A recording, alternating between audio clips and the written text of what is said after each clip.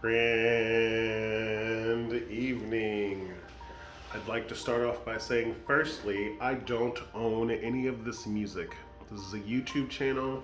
They have a live stream going. This is relaxation, lo-fi, and chill.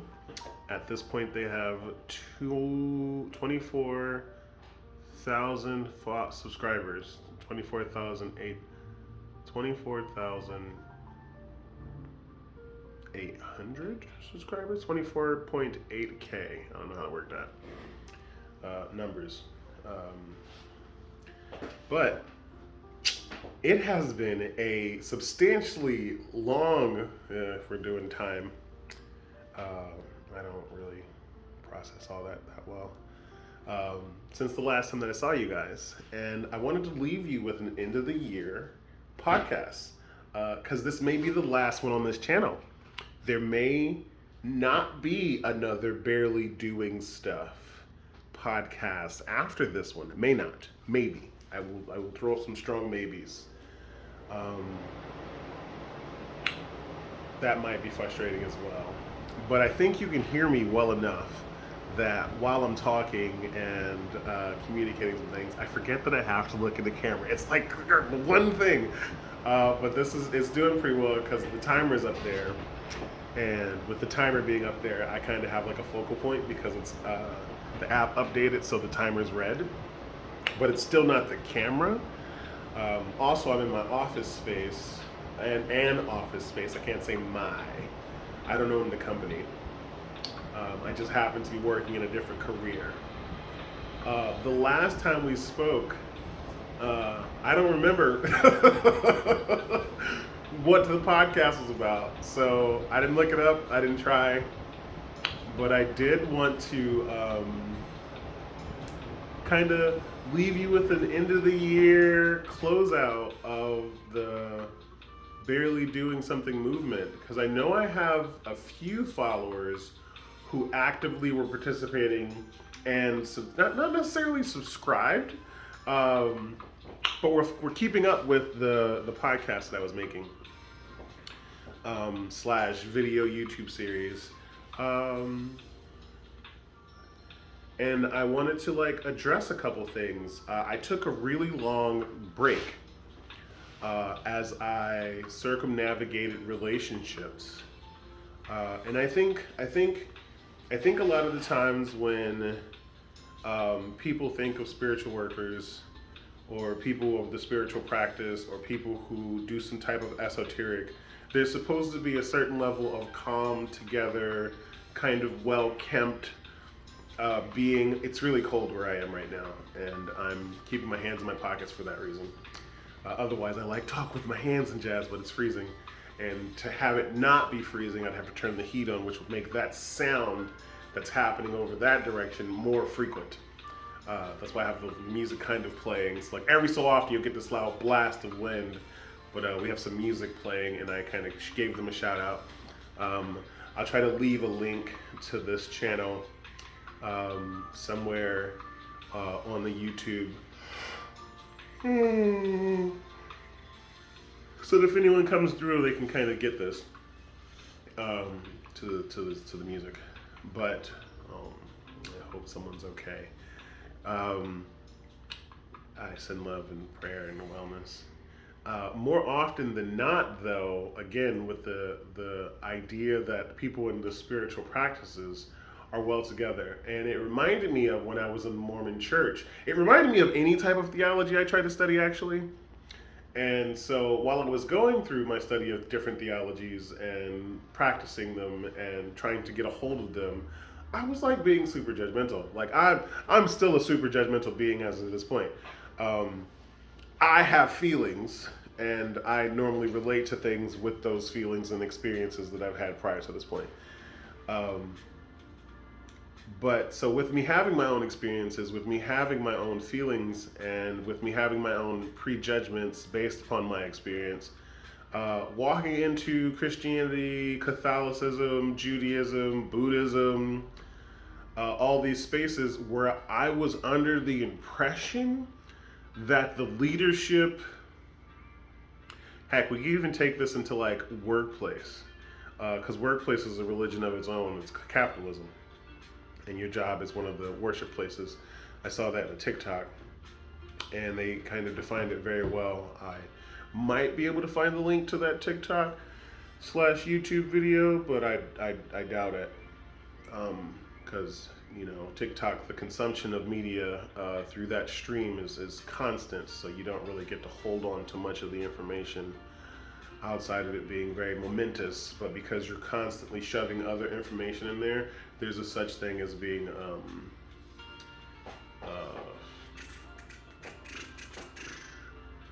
there's a such thing as overconsumption. Everything in moderation, but TikTok and things like TikTok, Facebook,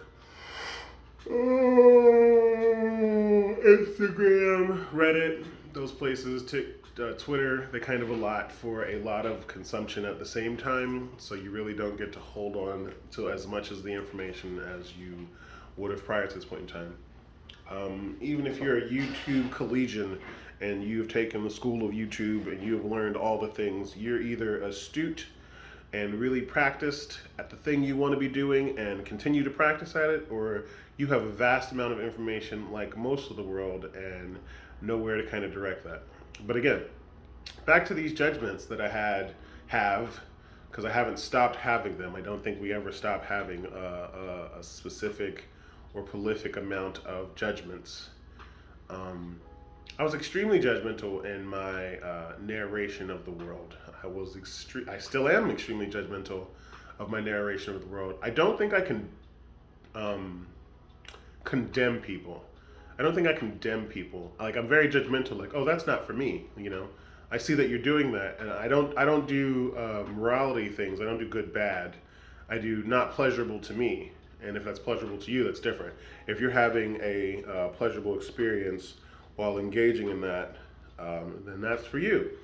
And I acknowledge that, and I wholeheartedly kind of like step back from engaging with you or engaging in that mode of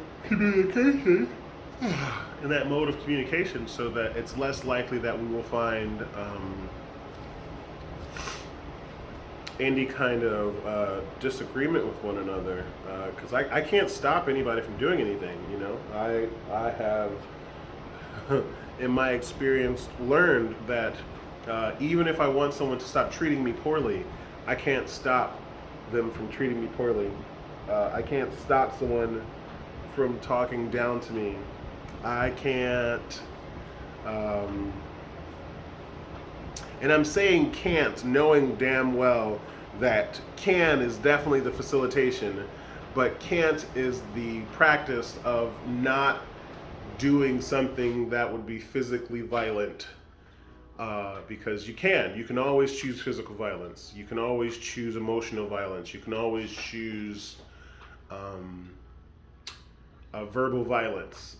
I wouldn't say it is, what did I call it? I called it something else prior to this point in time before I had better precision of language.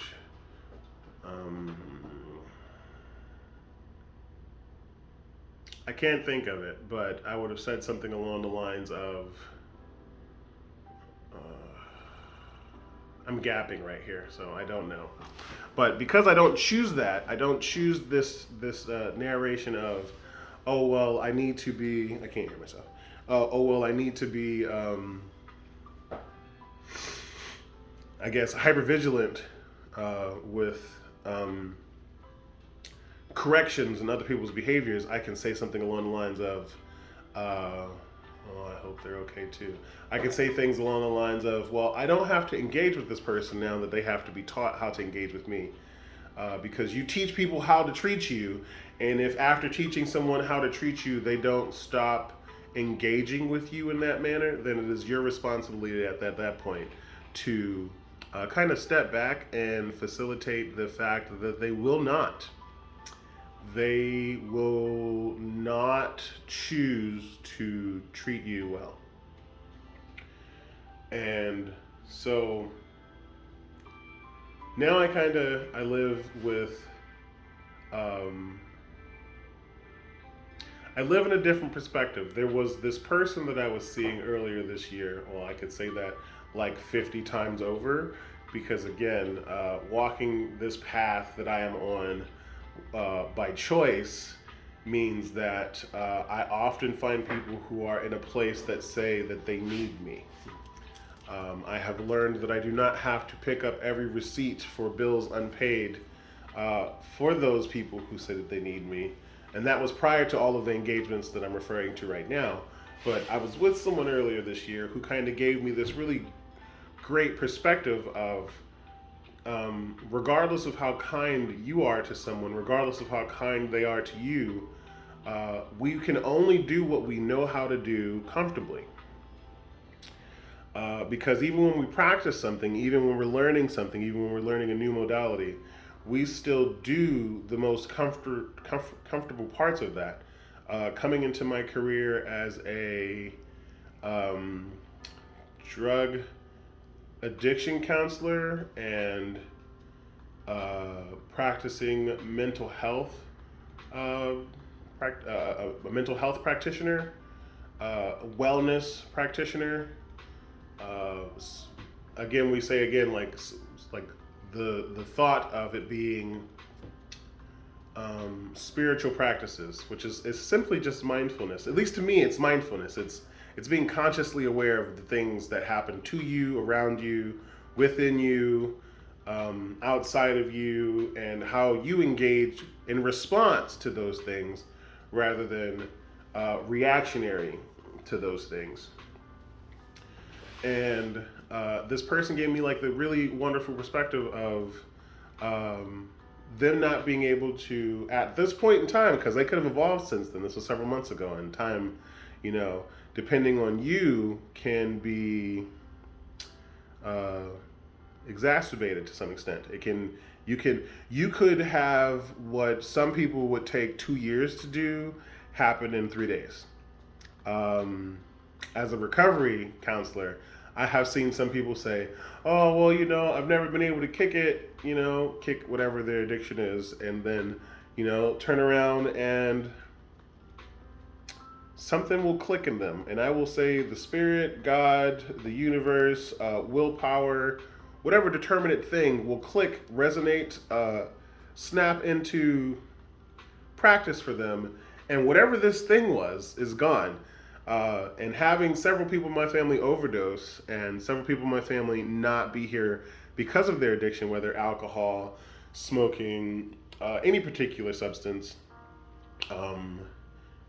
injections of any sort, and then having had my own addiction to not cortisol. I didn't like to make myself sad, but adrenaline. I was addicted to adrenaline because of my life. Up until the point of, self-awareness, I was rationalizing everything through the permeable state of, if it doesn't kill me and it's attacking me, be stronger, bigger, and more violent than it. And that was a perspective that I had and held for a long while. Even to this day, I still find the need sometimes to remind people who engage with me that I stand on a very chaotic neutral standpoint. Practicing that the universe is versus saying, determining what it shall be, so that I'm not predicting the future. I think a very layman term that has been coined, or colloquial term that has been coined recently, is fuck around and find out. That doesn't look healthy or positive in the way that I wanted. But maybe it's not. Maybe it's not for here. I'm checking on some stuff because I am currently facilitating job space. I was hired to do this thing. So I went to go check and see if that thing needed my attention. You can hear me in my rolling chair. But they are not needed here, so yay. Let me kind of catch thought where I was. So yeah. So I don't necessarily need to maintain the idea or the practice that being violent or volatile is necessary in most of the cases, because that's again, I think if you've been listening to my podcast up until this point, it was something that I did instinctually. Um, and I had learned lots of parables since then and experienced several things where I was just on the receiving end of karma of watching my experience be duplicated in front of me, where someone who didn't have to be experiencing or expressing violence, pardon me, was or continued to do so in a space that I would call it necessary. So I'm fairly sure there were a couple people in my experience who thought that I was expressing myself unnecessarily. Um, but again, coming through my career, coming through my job, coming through my own practices, nothing's unnecessary. Everything's happening just the way that it is. Now, how you learn, how you engage, how you facilitate safety of space, all of those things are a completely different determinant factor in how you engage. But, in that exact same manner, um, there are lots of scenarios that kind of gave me space to be where I am right now. And I'm extremely grateful for those experiences. Because again, I was having this year. This year has been interesting. Every year is interesting, which is wild. Because why is one year less or more interesting than the next? In this current facilitation of time for me, one of the things that I loved the most about getting to have this experience was that I never stopped trying to have this experience. Like even in my days where creating the absence of life in this vessel were an idea that I maintained frequently. I never engaged with that thought, even through the what is it called, maclinations, the imaginations. I would stew and germinate on those ideas, even so much that prior to this point in time, I used to tell people that there were other experiences that I had, that where I tried to engage because I was so. It wasn't like a card of honor or anything like that, but I really wanted to have had one of those experiences. But there were a couple experiences where I did have that were not pleasurable, at least in the learning or the manipulating portion of my being. And so currently, at the end of this year, because that's what this video is for, I'm doing my best to maintain attention, but I keep looking over to see what this thing is, because what I'm looking at is a vehicle designed to save people having issues with either its staffing, its faculties, its ability to operate, and I don't know if I need to call somebody for them. Which kind of like, in a roundabout way, comes to my comes to involve itself in my conversation. Someone was doing a thing and I needed to be aware of it. Comes into the idea that we always get to reach inside of ourselves to ask I call it the warm hug feeling. I don't know what you want to call it. I don't know what you've called it. I don't know how you've explicitly expressed this ideal. But to me, the warm hug feeling,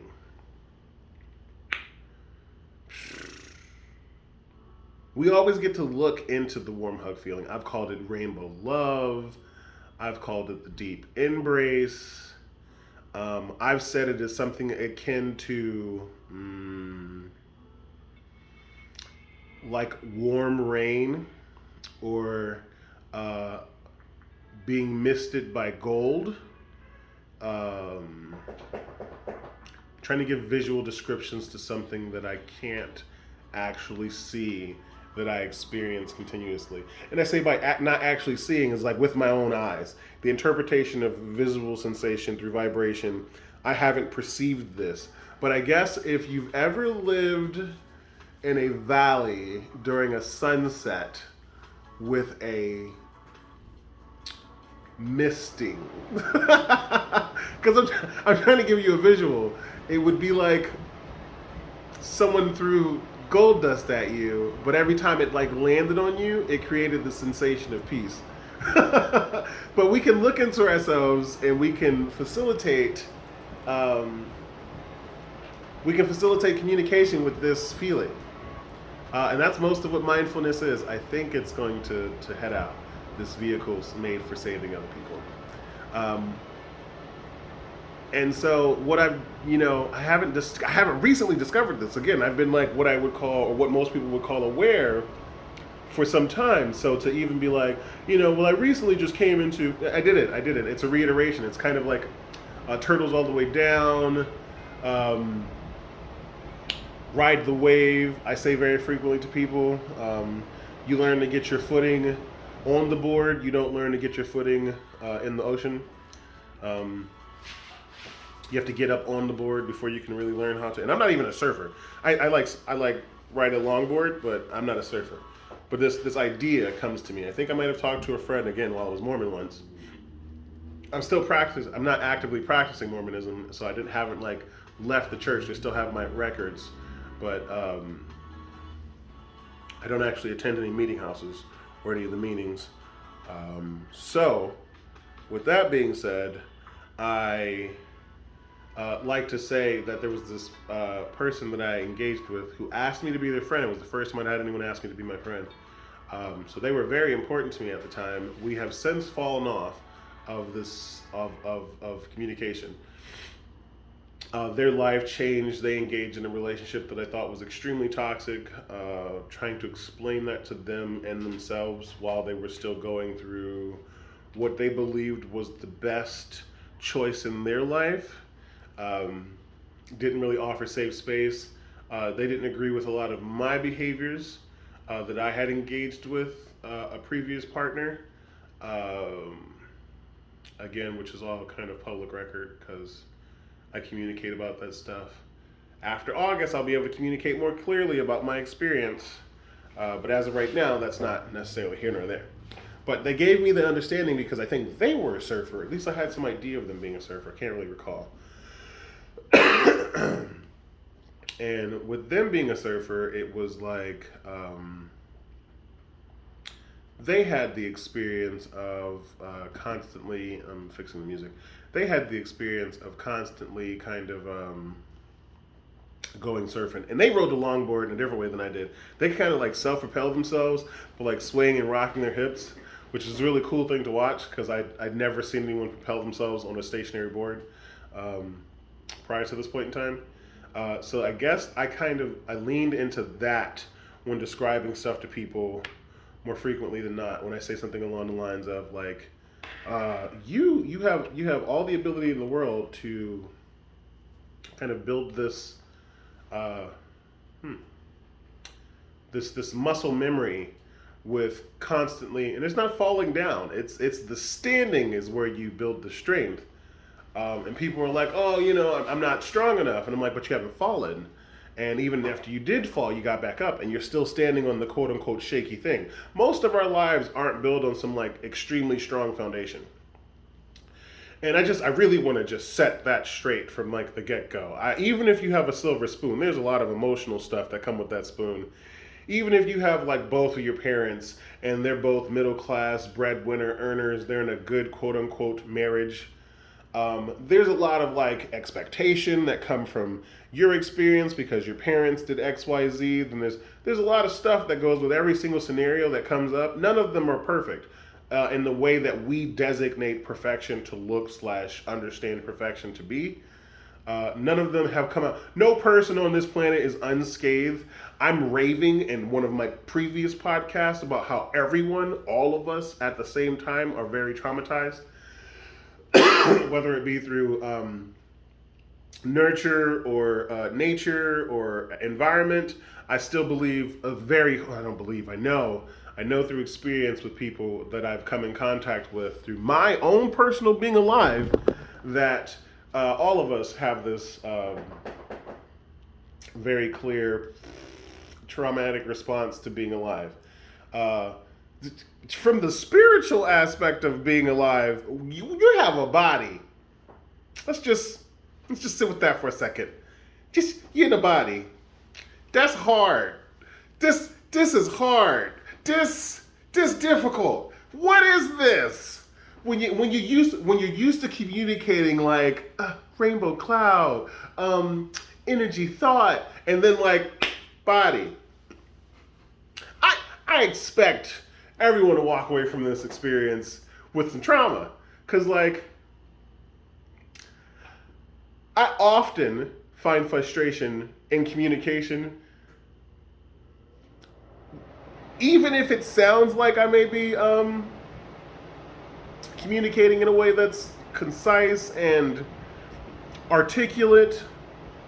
This is still a lot of words for me. The first language I started with was sign language, and I say don't worry about it. I say when I'm signing, and there's not that many words. There's not. English is so many words. English is one of the most difficult languages because of the way we use words in English. It isn't the most like heavily loaded language like Mandarin. There's like 6 sets. There's Swahili, Urdu, Sanskrit recently having a new breakthrough in Sanskrit, but Sanskrit's heavily difficult if we're talking about like language difficulty. And I would only say it's difficult because there is a lack there of communicative knowledge there. We're not really giving those languages out. No one's like force feeding those languages to us. So yeah, everyone's like, these are difficult. But then you go to places not America, and most of them speak at least 3 languages, just cause. So, but yes. So I would experience. I would think that this experience with being physical is a trauma. I wholeheartedly say that. So in my experience this year, practicing the things that I've practiced, going through the transitions of I don't want to work, I have no work, blah blah blah blah blah blah. Being alive is work, and work doesn't necessarily mean play, and play doesn't necessarily. They're not mutually exclusive. You don't have to have one without the other, nor does having one mean you can't have the other. To say that much is to say that I was resisting the fact that what I do naturally as a person, as far as like being loving, being caring, being earnest, that's a career. And that's why I said there might not be a barely doing stuff now with words. This may evolve. There's a strong possibility that this will evolve into a different thing. And I think I'm okay with that. I, honest to God, think I'm okay with that. Like, I need to start getting some paperwork and things kind of figured out. But as far as that goes, I really wanted to say thank you for hanging in there with me. If you got to this video, that means you hung on for like some time. Between this update and the last update, sorry, I had a bunch of peanut butter earlier. You're actually leaning against the peanut butter so that I can record this because I'm not in my, like, it's not my home. It's the office space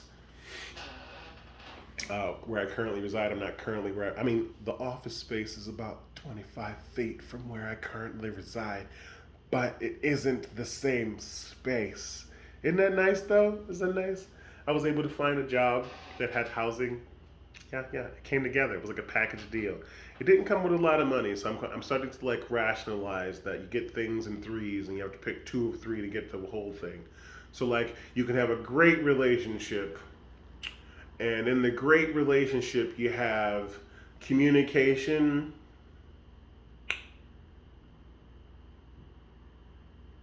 great feelings towards one another, because communication and feelings can be called the same thing, but I'm going to say like communication as far as like being able to demonstrate that back and forth. Great feelings is just like love at first sight. You guys just fit. You don't have to like really practice much of anything before you facilitate safety and comfort with one another. And then like because we're adults, great physical response to one another. And you can take that and run with it. It's my middle finger, so just think about what I'm suggesting. And so you get two of those three, and then you have to work on the third one if you want to like really strong triangle.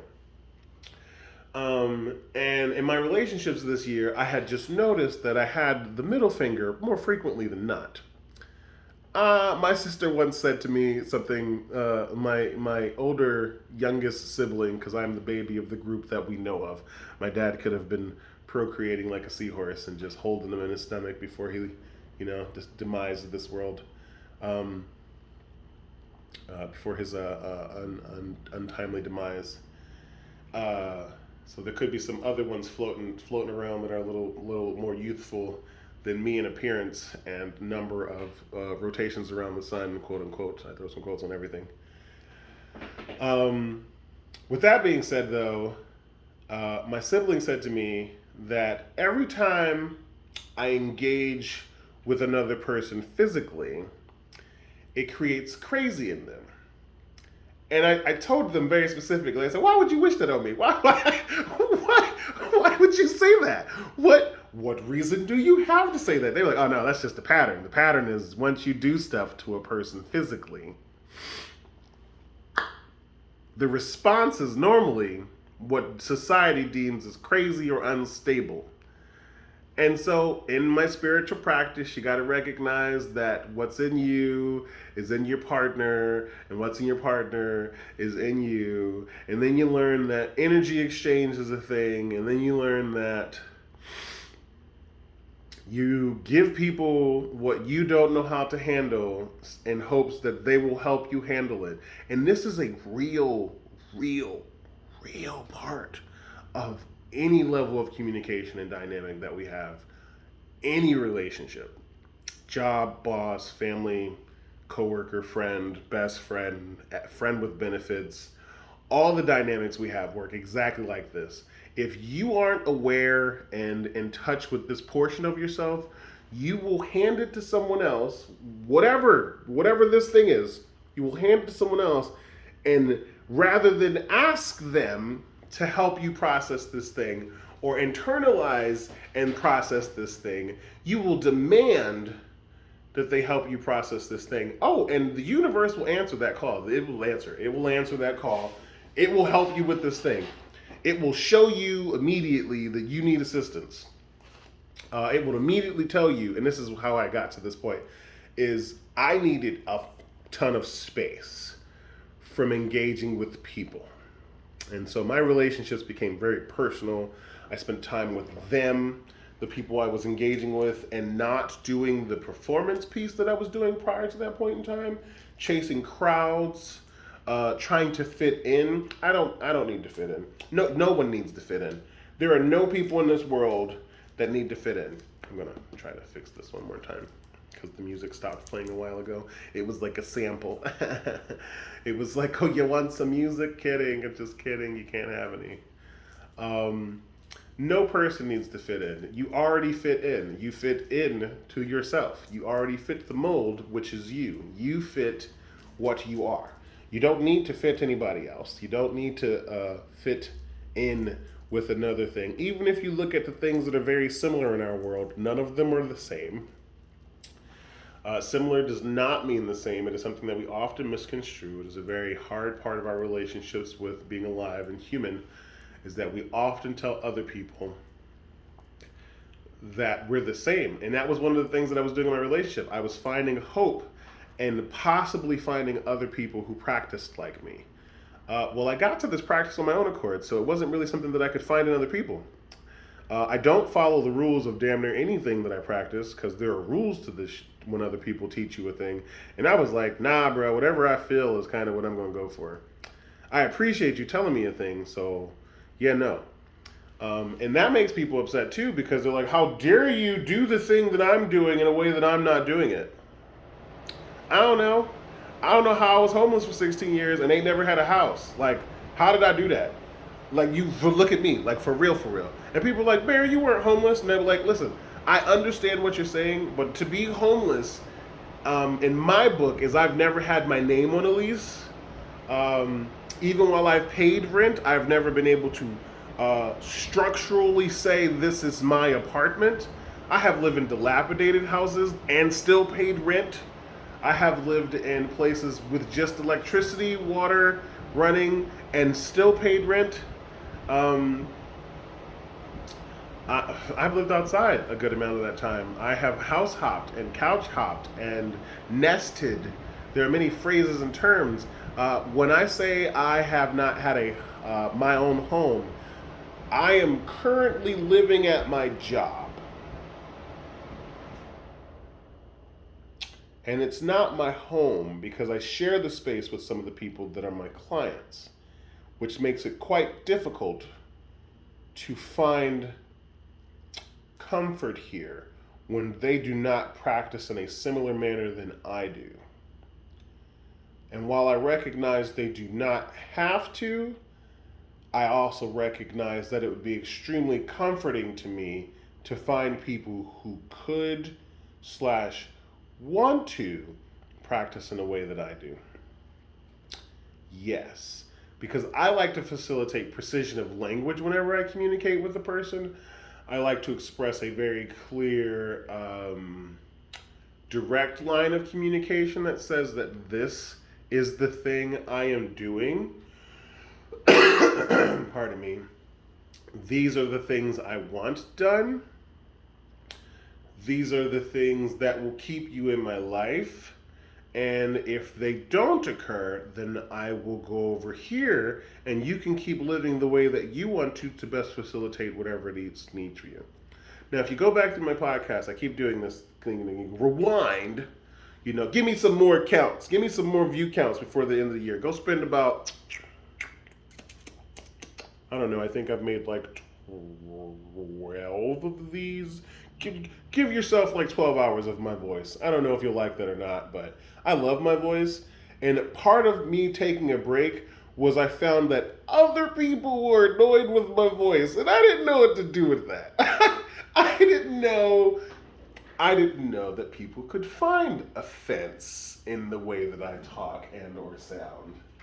I wasn't looking for it. I wasn't looking for people to find offense. When I talk about me, when I talk about my experience, when I talk about the things that I'm doing, it is normally because I am saying that this is me, this is my experience, this is something that I've done, this is how I've facilitated. These are the things that have made it so that I can be comfortable with everything that I've gone through. And will continue to go through. I don't think that I'll ever get to the point where I'm not going to have experiences. At least that's what my hope is. I will. My hope is that I'll continue to have experiences. Right now everything could explode around me and I could just stop having experiences. I could also stop being like outwardly responsive to experiences and just be sitting here like,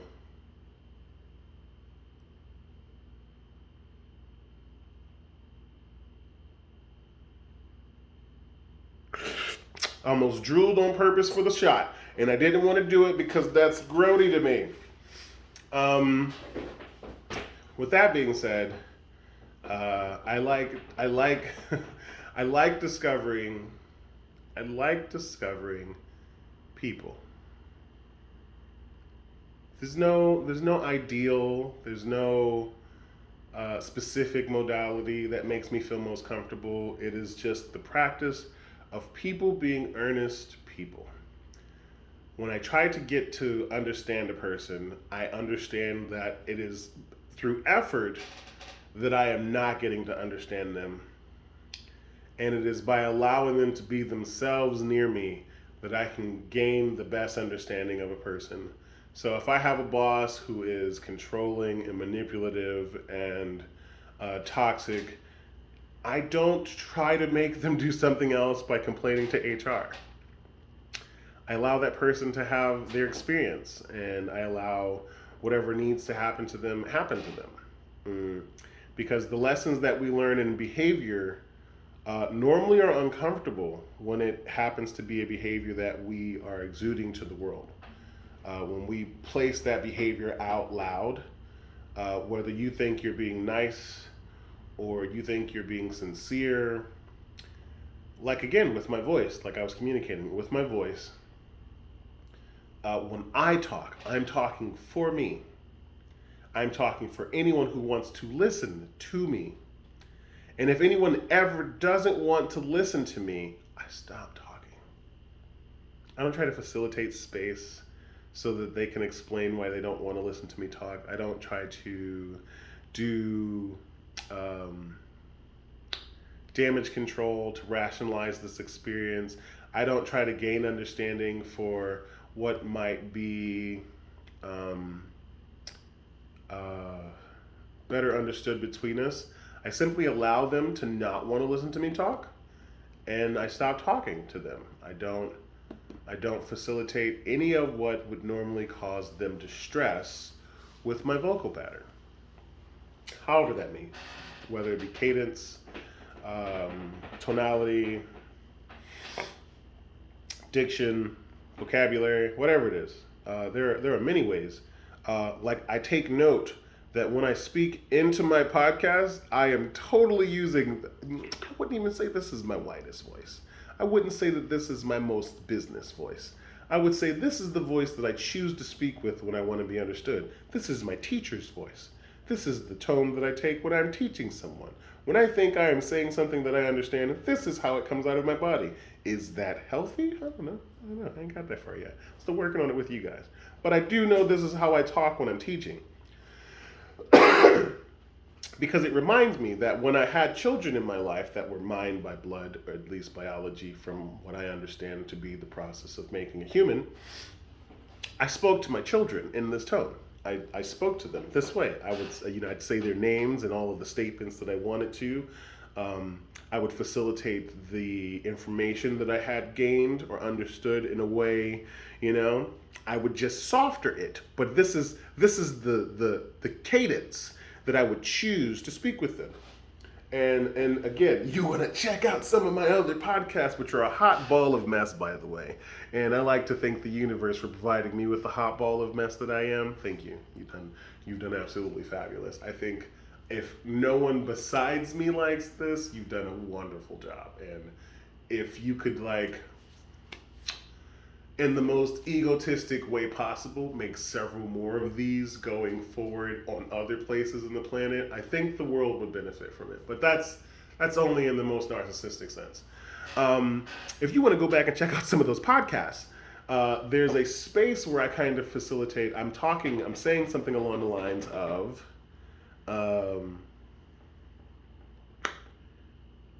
choosing to speak like this does something. I'm trying to recall, because I can't remember the podcast because I don't watch them after I record them and that's it. That's this. I probably won't see this again. If you like me, you will have watched this more times than I have. I probably will only watch this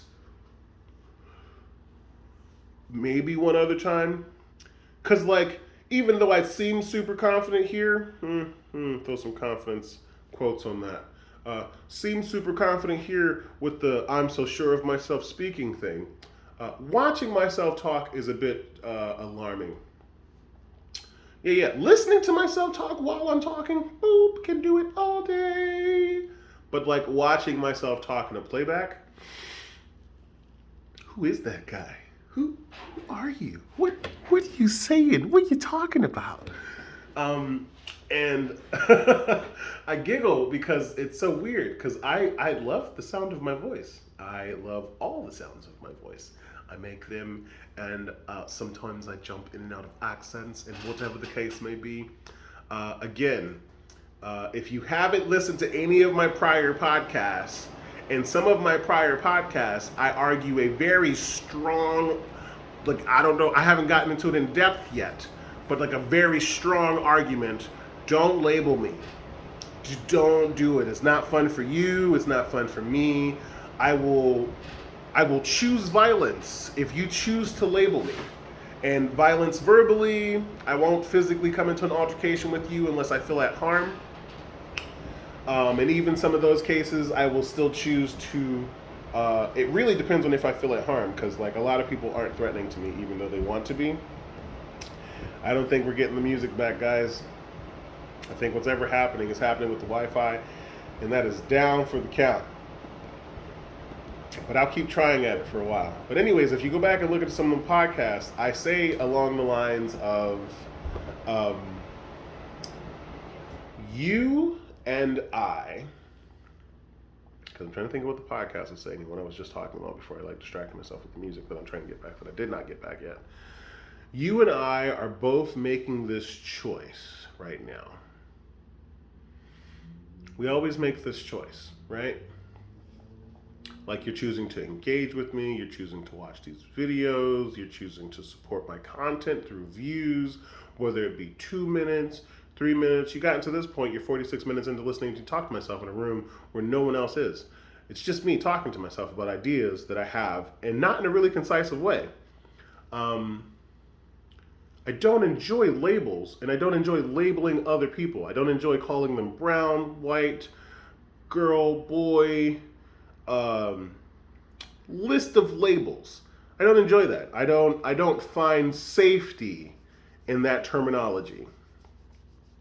Again, I use English because it was what I was preset and programmed with, and I haven't spent time dedicating any other vocaloids to vocal training to receiving or defining or determining what other language would be most appropriate.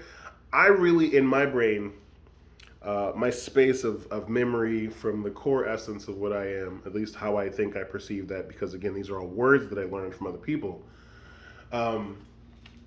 I remember not having to move this to communicate. I remember not having to do this to communicate. I remember being able to communicate very earnestly through this, like, not my breast, but Jesus Christ.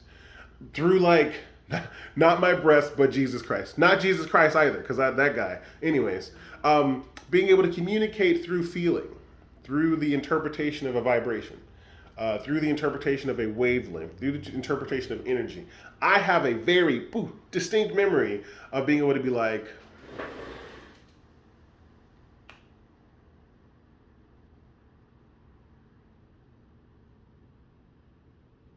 and you feeling it, regardless if it's in this video or if it's like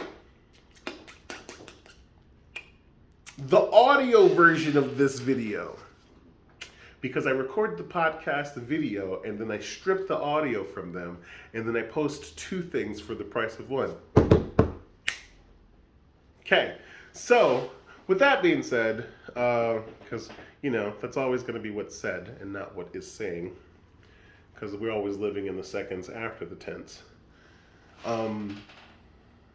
Labels don't really work with me, and I was going down a line of thoughts that would have it be ADHD for some inconsistencies with doing a thing. Nah, bruh, you don't.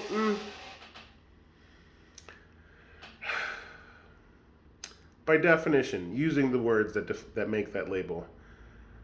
Attention hyperactive deficit disorder. Okay? I pay attention to everything.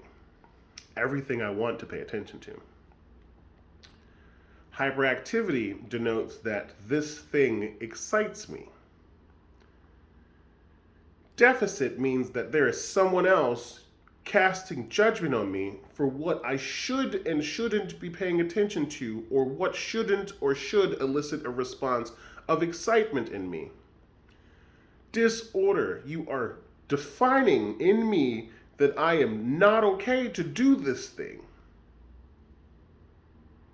And I very much like to argue that if I wasn't supposed to be doing the thing, I would not be doing the thing.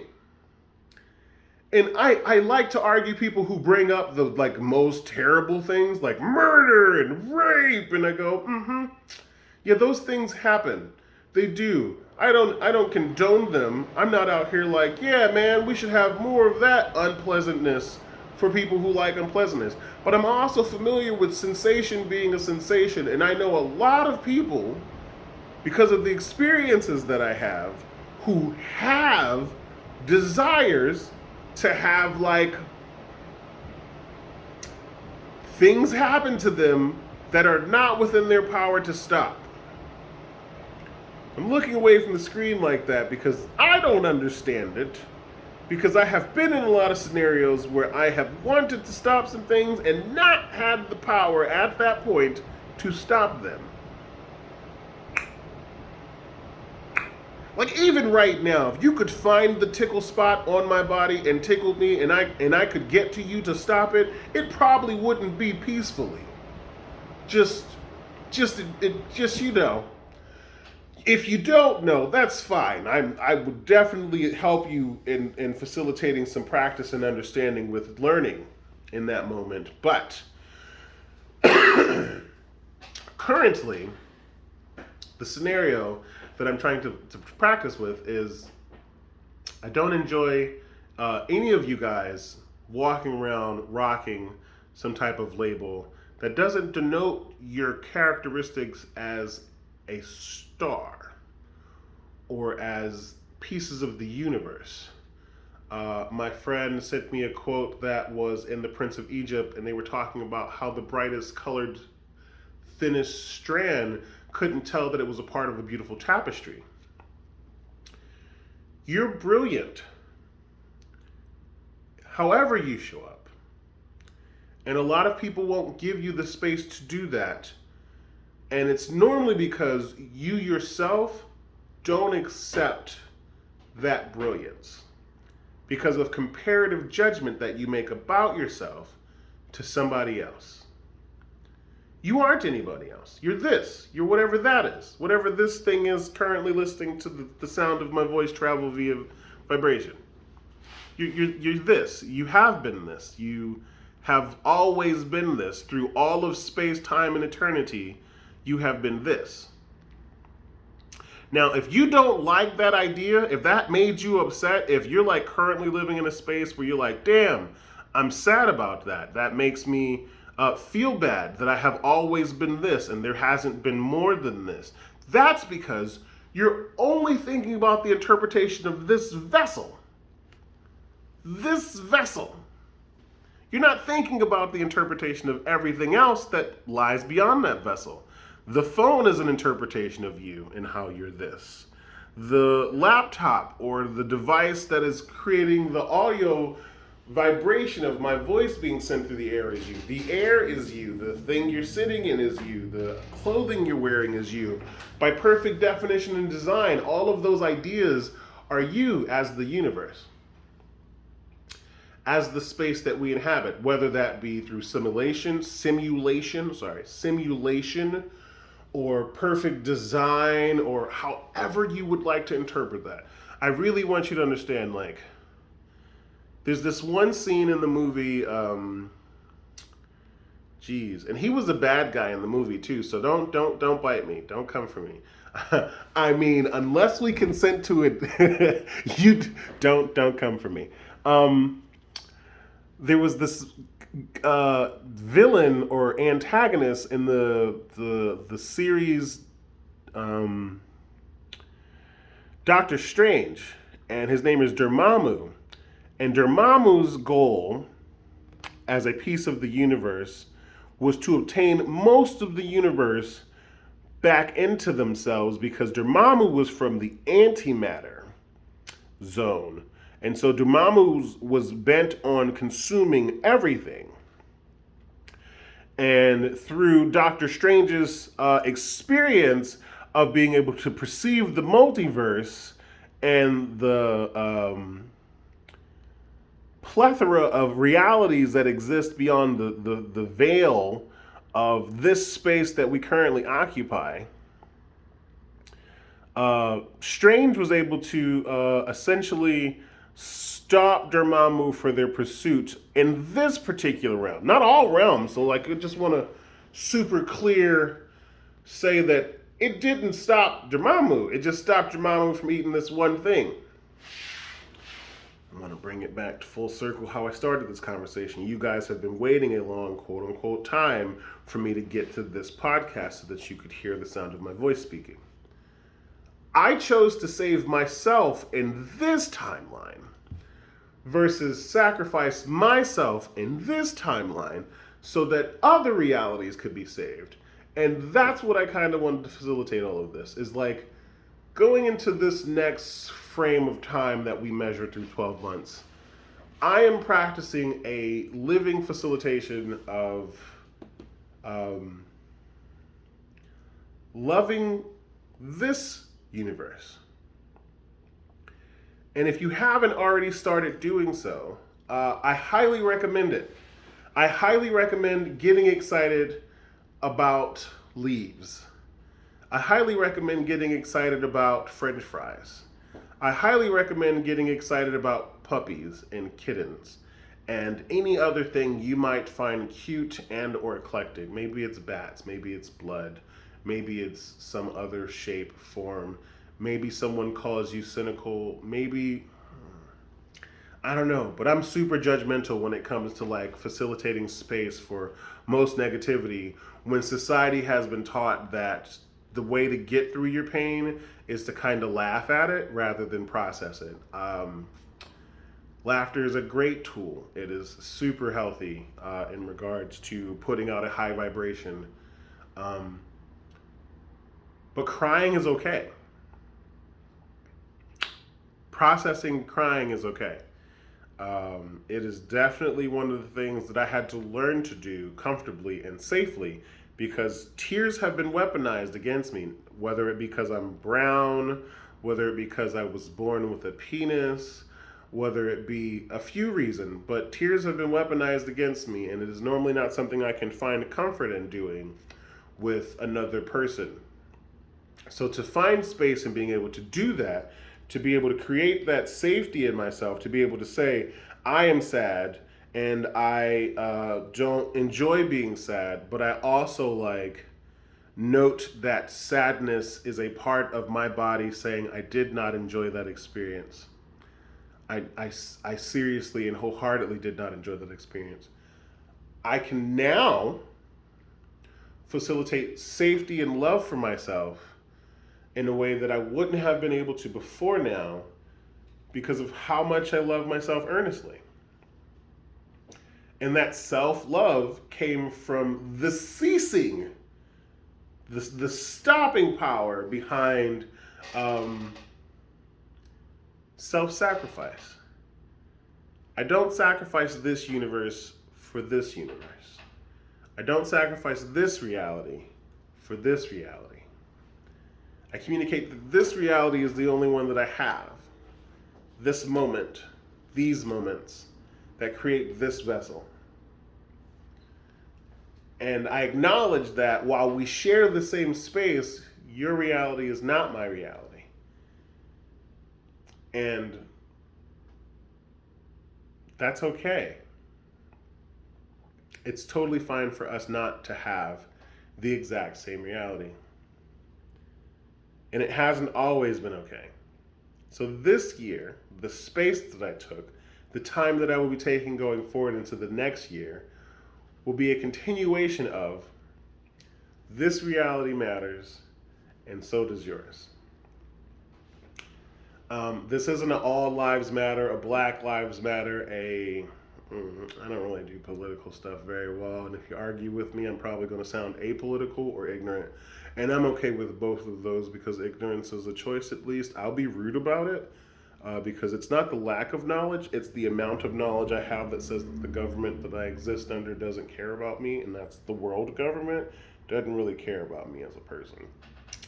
Doesn't really care about me as a living being on this planet. So if you want me to care about the government and you want to argue that the governments that we exist in can get better by facilitating space for those governments to exist, you're going to have to argue a little harder. And I'm okay with you arguing. My mom's deaf, so I'm really good at not listening. um, like always, at the end of these videos, I will say, all is well, always, always. Be safe. Always, always, I love you.